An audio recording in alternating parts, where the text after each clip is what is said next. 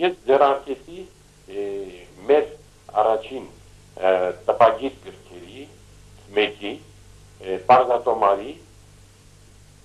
վերահրատարակությունը։ Մենք, ինչպես դուք գիտեք, Հակոբ Մեղապարտը 5 գիրք է հրատարակել, որոնցից բոլորը պահպանվել են, բայց շատ վատ վիճակում եւ շատ հազվադեպ է։ Օրինակ համար, պարզատոմարը, որ մի ժամանակ համարվում էր առաջին հայերեն հնատիվ գիրքը, ընդամենը պահպանվել է աշխարհում 9 օրինակ։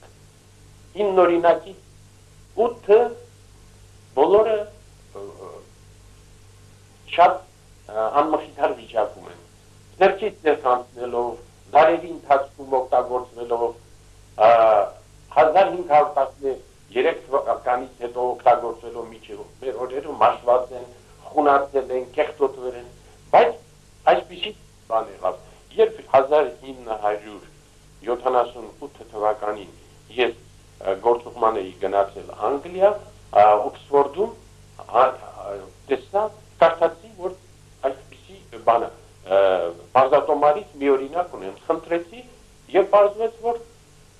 1513 թվականից մինչև այսօր այդ գիրքը կարդացող չի եղել։ Գիրքը պահպանվել է արտակարգ լավ վիճակում։ Մտածեցինք ժամանակին հանգուցյալ Մատենադարանի հանգուցյալ դիրեկտոր Լևոն Խաչիկյանի հետ վերահրատարակել այդ հնատիվ գրքերը, որպեսզի չկորչի, քանի թարմ է դեռ կան լավ օրինակներ,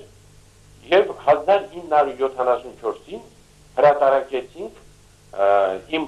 առաջաբանով ուրբաթագիրք,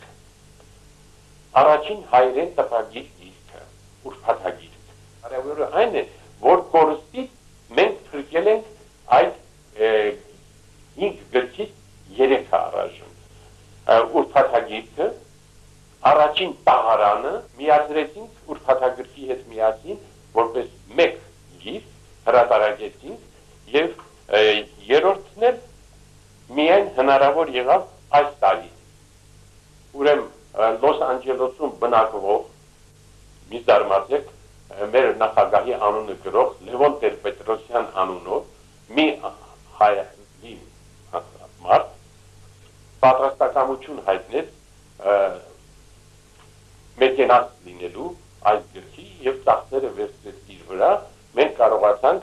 ճիշտ նույնությամբ եւ շատ լավ մակարդակով, ինչպես Վենետիկում 1974-ին տպեցին ուրբաթագիրքը, այնպես նաեւ պարզատոմարը տպեցին եւ մեզ մոտ Հայաստանում մեր տպագրիչները, երիտասարդ տպագրիչներին շատ ջանք գործադրեցին